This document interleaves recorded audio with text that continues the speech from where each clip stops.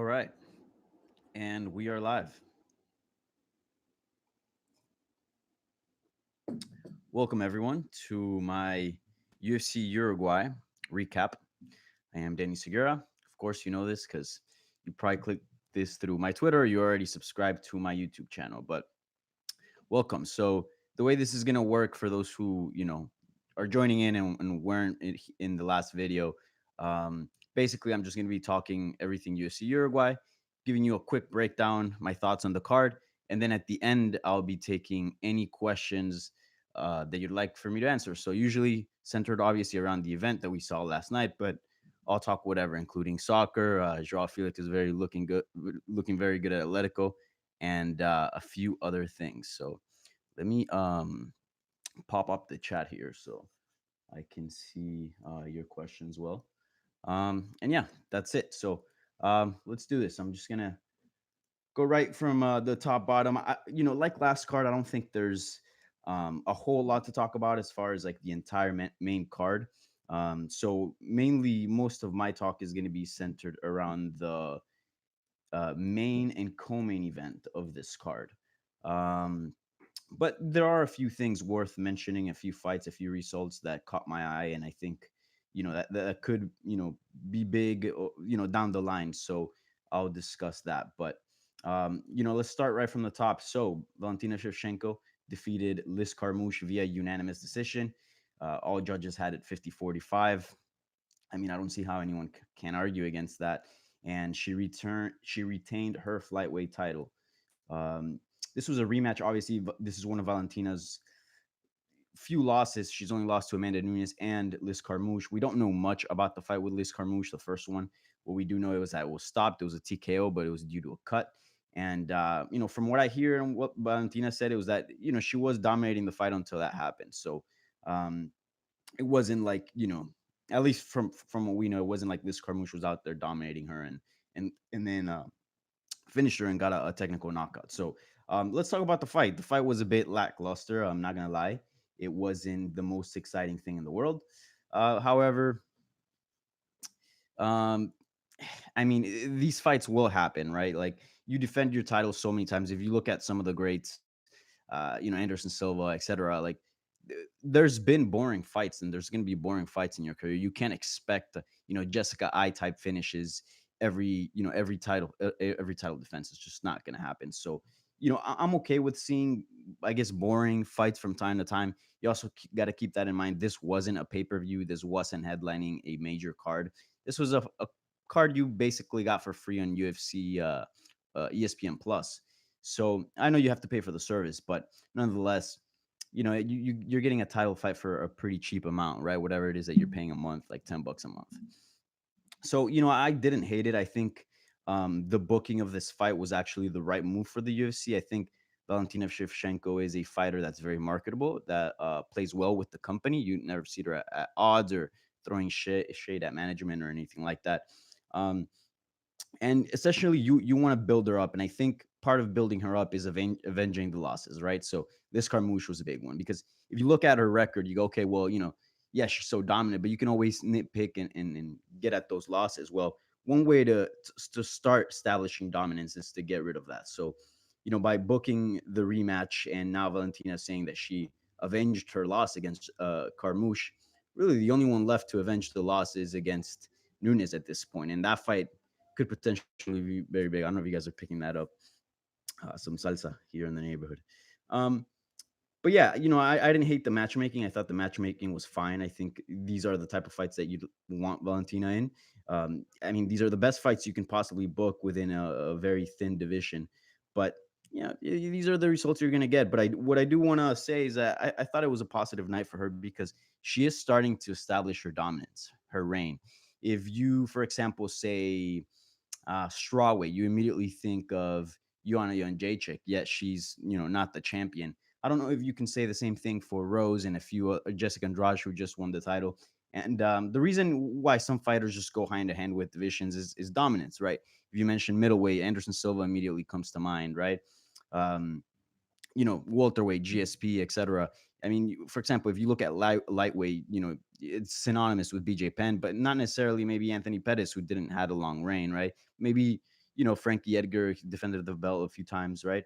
Um, so I think that's important. I think making Valentina the face of the division is going to require several title fights, and she's already on her way, man.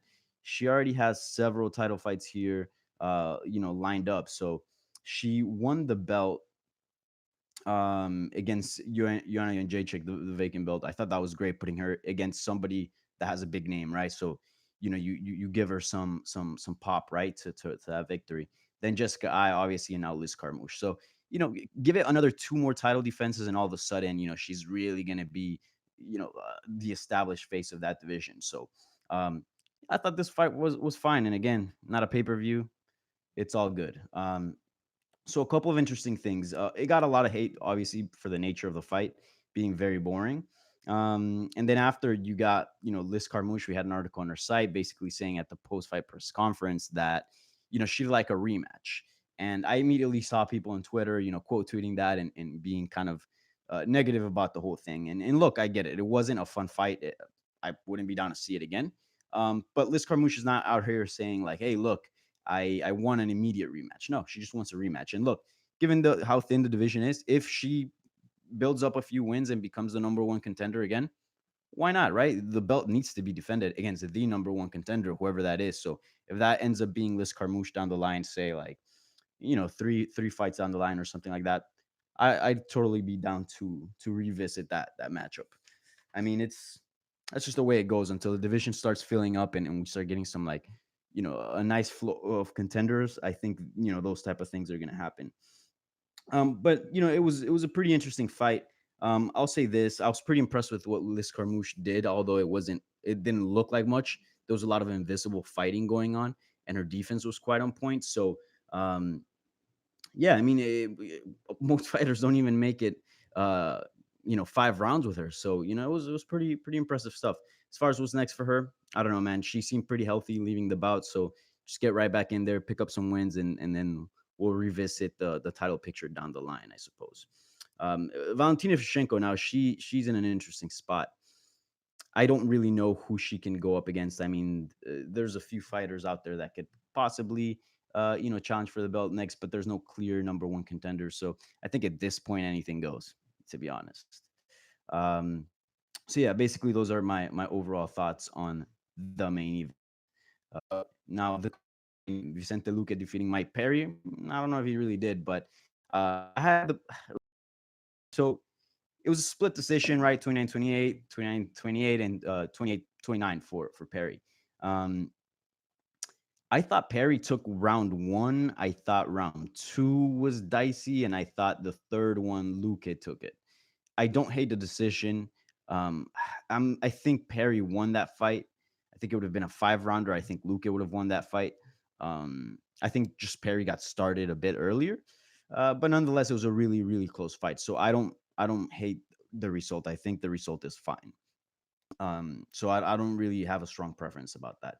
But nonetheless, something I do wanted to know, and I think it's in the headline of this video was. Uh, I saw on Twitter, like as soon as the fight was over, and then we see Perry's nose. He took a huge knee at the end of the round three and just completely destroyed his nose. It's disgusting.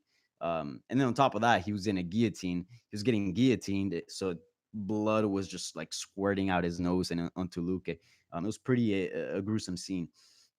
Everybody on Twitter's like, wow, what a warrior, what a dog. You got Dana White tweeting the photo and the photo going around everywhere. And in some ways, Perry was bragging about it too, like, posting, photos and whatnot, giving the double birds with his messed up nose. But I don't know about you guys, but those type of moments kind of make me question a little bit. It brings up the pace, right? Like I see that result, I see what Perry's face, and I go, man, that guy better get paid. And I'm happy he got the bonus. So the bonus, fight of the night bonus went out to Luke and Perry, obviously, and then the two other bonuses went to Volkan Ozdemir for performance of the night and Veronica Maceo. So I'm glad he got the bonus, right? But even then, for example, I think if you go with your buddies and you ask them like, "Yo, would you get knocked out for?" I don't know how much he makes. What an average UFC fighter makes, say like 20 and 20. or 15 and 15. Like, would you get knocked out for $30,000? Okay, yeah, sure. Would you get beat up for $30,000? Oh yeah, maybe. Would you get choked out unconscious for $30,000? Yeah, possibly. Um, but then if you were to show somebody that picture where the nose is like all the way here and you basically have a hole in it, it's just, you go, would you do that for $30,000? Like, your nose might most likely will never be the same after that.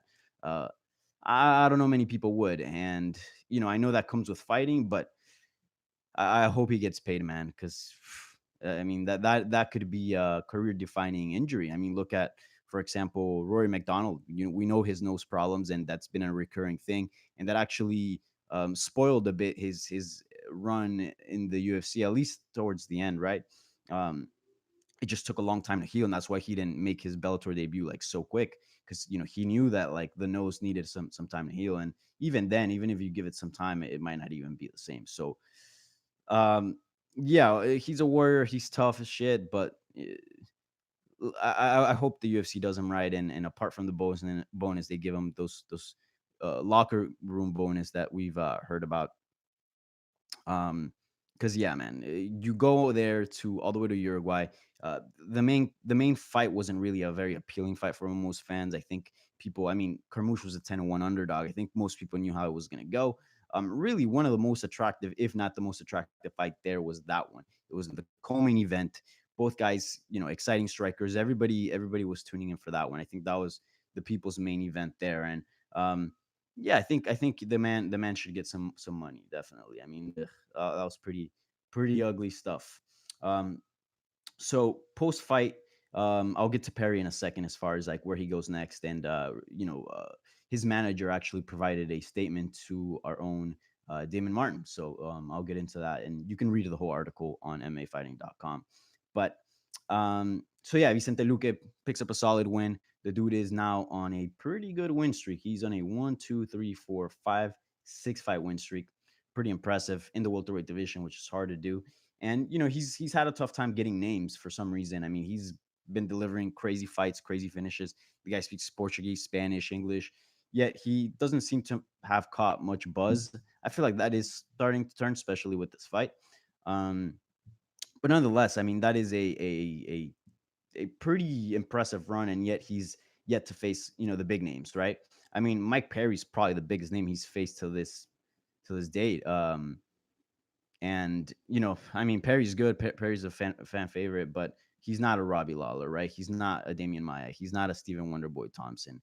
Speaking of Wonderboy, that's who Vicente wants next. And I couldn't, I was looking at the rankings, and I'm not a huge fan of that fight, just because I know that facing Wonderboy can be very tricky and can make you look bad and then kill some buzz, as we've seen before. The Darren Till fight is a good example. But nonetheless, I mean, if you look at the division, there's really nobody else for him to fight. Here, let's pull up the UFC rankings, whatever they're worth. I mean, there's some names that are already booked. I mean, so check this out. So you got Tyron Woodley on the very top of the division as far as like number one contender. He's injured. You don't know how long he's out. Colby Covington's probably getting the next shot. Jorge Masvidal, I mean, he in a scrum at UFC Uruguay. You can actually check that out on MMA Fighting's YouTube channel. He was A lot of people were just talking about the trash talk and him going after Leon Edwards and Ben Askren. But what caught me, what drew my eye was he was like, "Yeah, I've been doing this for 16 years. Like, I have the most hype right now. I'm not gonna fight Leon Edwards because, like Wonderboy, Leon can perhaps invite certain type of style that's not fan friendly, and he doesn't want to kill the hype. So I'm not fighting Leon Edwards, at least not now. I'm either gonna fight for the belt or I'm gonna need a lot of money and take a big fight like a Connor or something like that next. So um, yeah, I don't see him. I see him waiting out, and I think he has no problem with that. Then you go down to Leon Edwards. Then I guess you can make the rematch because Luque did lose to Leon Edwards, if I'm not mistaken. Um, yeah, he did. That was back in 2017. So I guess you can make that fight, and then you can have a second number one contender, right after Jorge Masvidal. I mean, you can even make the argument that the winner of that is even more deserving than Jorge Masvidal. I think Masvidal is just the most marketable fight, and frankly, I want to see it just because promotion wise, excitement as far as the fight itself. Um, yeah, I'd like to see that guy in a title shot. And then if you just keep going in the line, then you got Darren Till, but Darren Till, he's on a rough stretch. RDA as well. Thompson also coming off a knockout loss to Anthony Pettis, but I guess he doesn't have as many losses as the other two. So that's really the fight to make. I think either you go the Leon Edwards um, route or you go the Wonder Boy route, and I kind of like the Wonder Boy one. I think that's the better option out of everybody that's at welterweight. So yeah. So another a couple things worth noting from the card. Let's see here. Let me pull up the card. Um, so Volkan Ozdemir picked up a nice win. He looked great. Don't again. He's in the situation where it doesn't really matter where he goes next. Kind of. Um, I mean, anybody goes. I know he called out someone he recently lost to. Who was it? Or lost to? Right, Dominic Reyes. That was a very controversial fight. I mean, yeah, to be down and watch it, but I don't have a strong feeling towards it. I think probably the better fight to make there would be I would like to see him against Jan Blachowicz. I think that'd be a good fight. Jan is doing quite well, coming off that big knockout win over Luke Rockhold. Obviously, they're friends. They train together. I'm talking about Ozdemir, of course. So there is some storyline to that fight, and if he wants to be in a good position, I think beating Jan would put him there, and I think that'd be a good fight for him. So I'd like that fight, but again, I don't feel extremely um, strong about where he goes next, to be honest. Rodolfo Vieira made his UFC debut. Looked great. Got a beautiful arm triangle choke. Man, he's going to be a problem at 185, so keep an eye on him. And then in the opening bout of the main card, Enrique Arzola defeated Bobby Moffett. A decent performance. I think speaking with the Hispanic media there, Enrique Arzola announced his bantamweight, that he's going to go down to bantamweight. He's not going to stick at featherweight anymore. I will hit him up. I have his number and find out, and I'll probably have something up on MMAfighting.com. But that's what I heard. I've seen some headlines, but I've yet to dive into it. So something worth keeping on your radar. So yeah, that's basically it. There's a few other things that happen in the preliminary card, but maybe we can get to those in the questions if you desire. But yeah, that was basically what the main things that you need to know about leaving UFC Uruguay. All right, so I'm gonna open up the chat right now and answer some of your questions. So if you want some questions answered, throw them in now. Yo, Danny, stoked for the next weekend. Romero Costa is a matchup of dreams. Also, one FC with Petrosign and Led Zrila, and a pretty nice Rising card. Mad. I've yet to look at the Rising card. One FC has been putting good fights, and yeah, Romero Costa is fantastic. I'm very excited for that one. Hopefully, it goes down. Knock on wood, because it's been a long time in the making.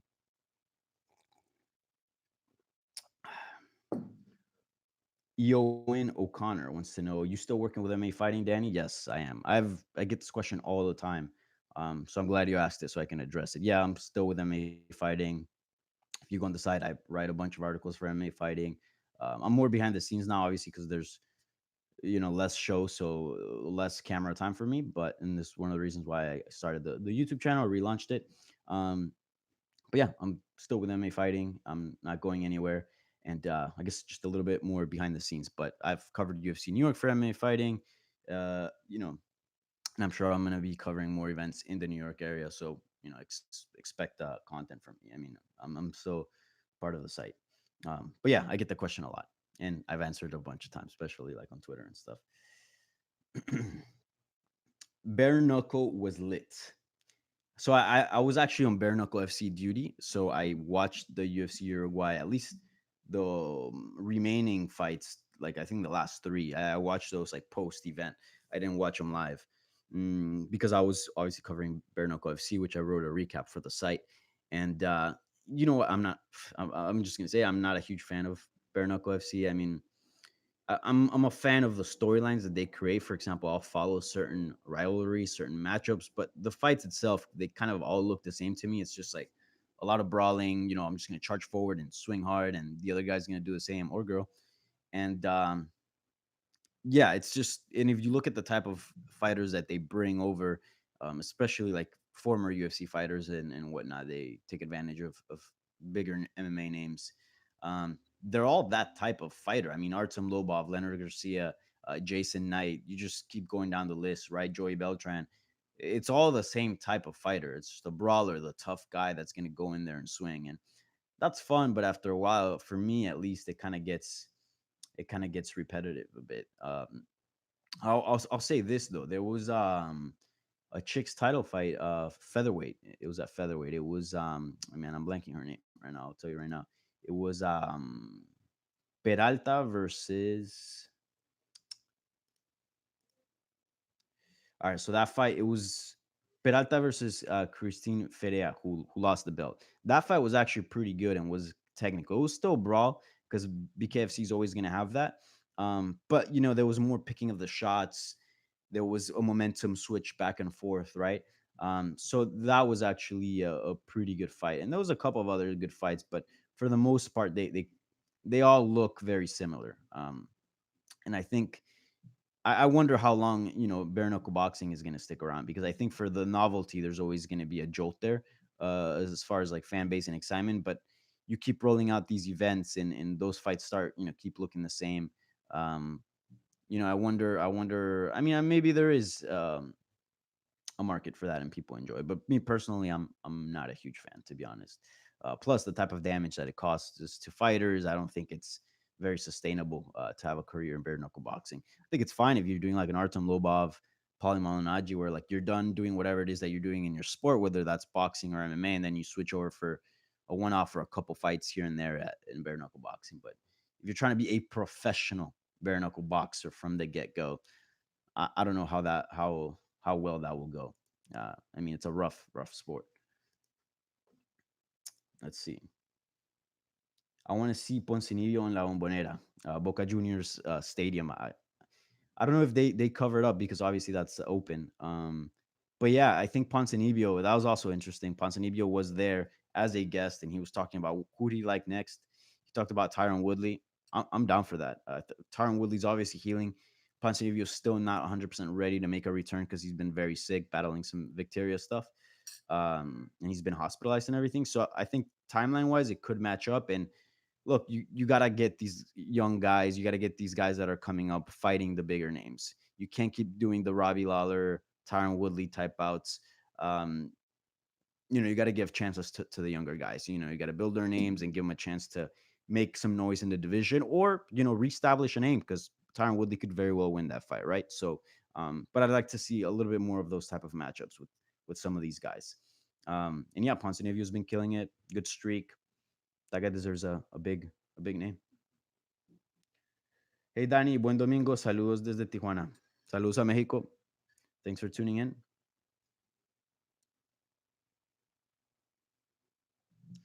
Man, like Marcelo missed and Roma won. I'm guessing that's the Real Madrid reference there. All right. Anybody have any more questions they want to throw in on the chat? I'll answer them right now. If not, I'm gonna cut this in a couple minutes. Let me see what else happened on that card that was worth mentioning. Oh, Gilbert Burns made his welterweight debut. I thought, it was a tough fight for him, especially there at the end. But I thought, he did pretty well, and I think welterweight he looked great, and he wants Michael Chiesa next, which is who's a former lightweight. So I think those type of fights are good if you're in a division, right? In a new division, especially going up, you want to fight guys that were previously in that division to sort of get acclimated, right? You don't want to fight the biggest welterweight out there. You want to fight the former lightweights that are now welterweights, and then kind of move your way uh into the more legit welterweights. And I don't mean legit as skill wise, because Michael Chiesa is super skilled. I'm talking about size wise, more established welterweights. So I'd like that fight for both of them. I think that'd be a pretty good fight. Um, but I believe Chiesa he's pretty adamant that he wants a ranked opponent, and obviously Gilbert Burns just moving up, he's not there. So well, I don't know if that gets made. Probably not, to be honest. All right. Do you think this is going to be Yoel Romero's last fight if he loses? I don't think so. I think the Yoel Romero brand is probably the strongest it's been. Um, I think I mean, he's always had a strong relationship with the fan base, but I think right now it's at its peak. Obviously, he's been a bit inactive, so maybe not peak, but all in all, I mean, he is the biggest he's ever been as far as names. Former title challenger. A lot of people think he beat the champion Robert Whitaker. I thought he did in the second one. Um, so no, I don't think so. I think if he loses against Costa, then you can possibly see a switch to 205. And a lot of guys are moving to 205, right? Rockhold, who he beat, Chris Weidman, who he beat.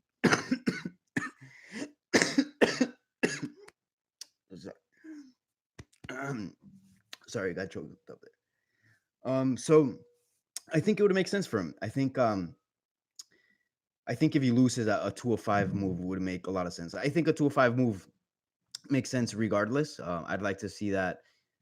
I would have liked to seen that after the Whitaker fights, but that's obviously not going to happen. So, he's booked to fight Costa. So we'll see how he looks against Costa. But he's missed way before. He is older, right? He's well into his 40s. So yeah, I mean, we'll see what happens. But I don't think he'll retire. I don't think he'll walk away from the sport if he loses to Costa. Early prediction for Nate Diaz versus Anthony Pettis. So according to Nate Diaz, is Nate Diaz versus Wheaties Box Guy, which I found hilarious. And I tweeted something like that on last night during the fights. Yeah, that's going to be a really good fight. I think this is a favorable matchup for both. They're not going to get wrestled. They both like the feet. They both have success there. So it's a pretty good matchup. And they do have heat. Their rivalry goes back a little bit. They're not huge fans of each other. So I think it's going to be a very interesting fight, very interesting buildup as well. However, I don't know. I think a lot of people underestimate Nate Diaz. There's been a lot of fights like the Michael Johnson fight and a few fights that they just thought he was going to get smoked. Cowboy Cerrone, and I've always was like, no, he could very well win this fight, and he did. I don't know if I feel like this is one of them. It's also a 3-rounder, right? I think if it was a longer fight, I think it would favor. Let me pull up Nate Diaz right here. I think it would favor Diaz. Yeah, it's the coming event. It's gonna be a 3-rounder. That's a tough prediction. I'm gonna go with Diaz. Yeah, I think he overwhelms Anthony Pettis with volume, stays on his face. But I don't think this is gonna be a pretty one for Diaz. I think he's gonna take. I mean, Anthony Pettis is gonna bring the heat and is gonna tag him up. But I see Diaz pressuring forward.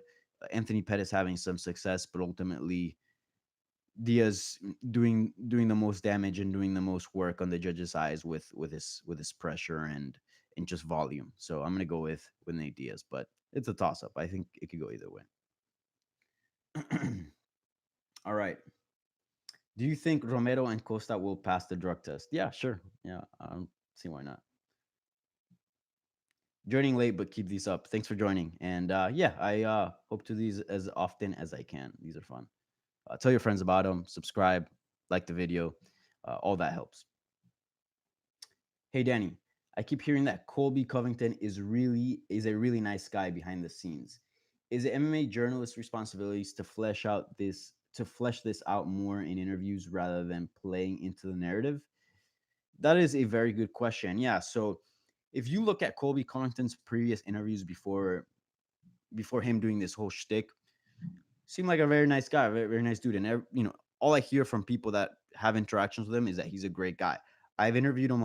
I interviewed him right when he in a scrum, right when he beat Robbie at UFC Newark, and he's very friendly towards the media. Like he's only this way towards fighters, right, towards his opponents, and I guess towards people in the fight game as far as like competition goes. But to the media, he's always there to talk to you. He's always there, available. He won't turn down one of your interviews. He's a nice dude. And I guess it is.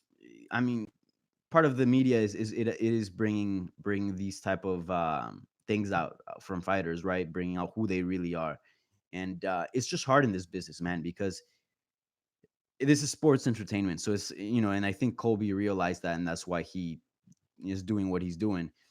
Um, so he's not gonna leave that shtick. He's not gonna leave that that personality, because eventually, essentially that's what got him to where he is now. That's why he's one of the most talked about fighters at the welterweight division. That's why he will most likely fight for the belt next. So I don't see him leaving that. But however, I see glimpses where you can bring that out a bit. For example, ESPN did a feature on him, um, visiting the Navy, the Marines, and kind of just like, showing a different side of him, kind of supporting the troops and being very nice to them. And everyone there, like all the staff, seemed very stoked to see him. So you will get eventually, like here and there, you'll get those type of features, you'll get those type of videos or stories from Colby, and really it applies to any fighter where you just see them in a different light. But this will be the main channel. This will be the main look that you're gonna get from Colby. It's just a fact, and he's not gonna change because it's working. So, um, yeah, I mean, I think it's important for journalists to not play into the narrative and bring that out of fighters, but essentially that's what you're gonna get. So there's no going around that. All right, Sheep wants to know. People say that he draws in people because they want to see Colby get beat, but how much of a draw is he exactly? Well, we've yet to find out. I saw a lot of people saying, tweeting. This was actually a fact. I think UFC New York was the lowest, had the lowest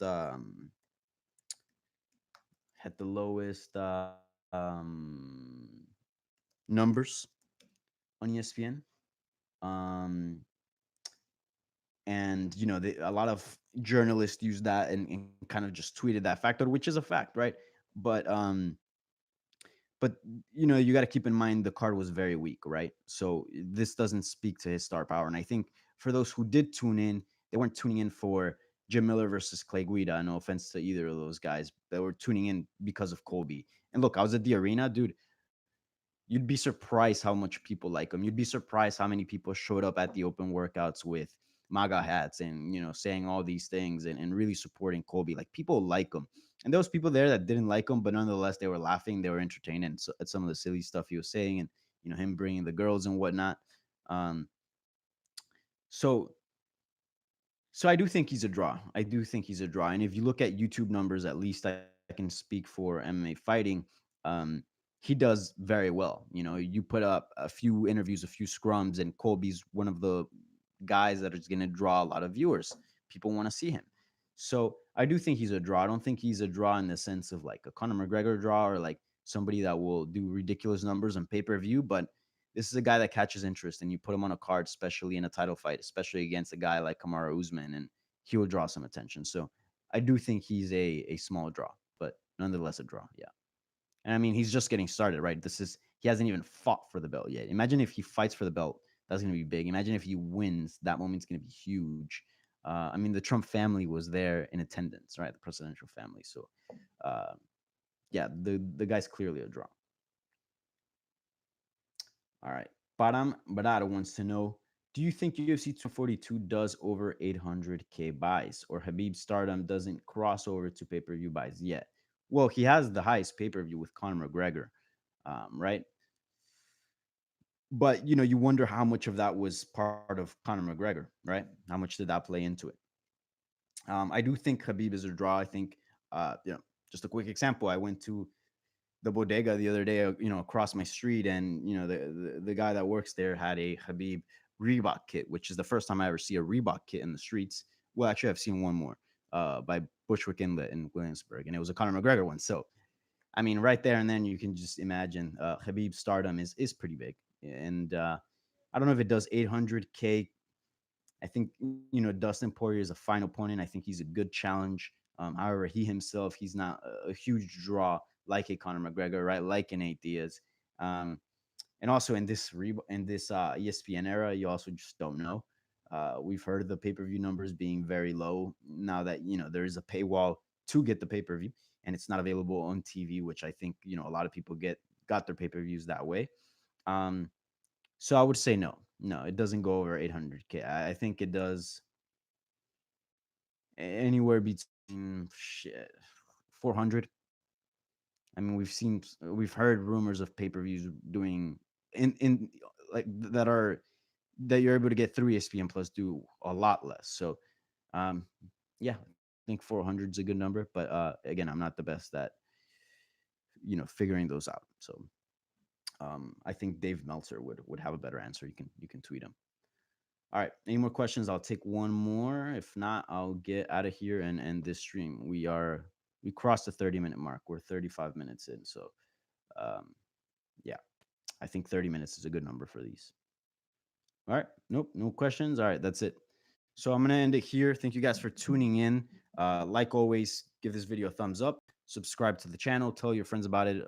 This is a new little project that I am working. It's obviously not gonna be huge at the very beginning, but it's something that I want to keep working on and developing. And hopefully down the line it turns into a little something. But either way, I like doing these, so I think I'll do these no matter what.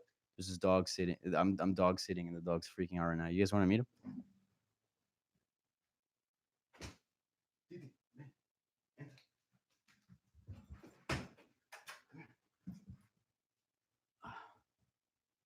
Say hello. All right. Anyways, um, so yeah, I forgot what I was saying, but yeah, subscribe to the channel, tell your friends about it, and I'll keep doing more of these. These are fun. So that's it. Thank you if you tuned in.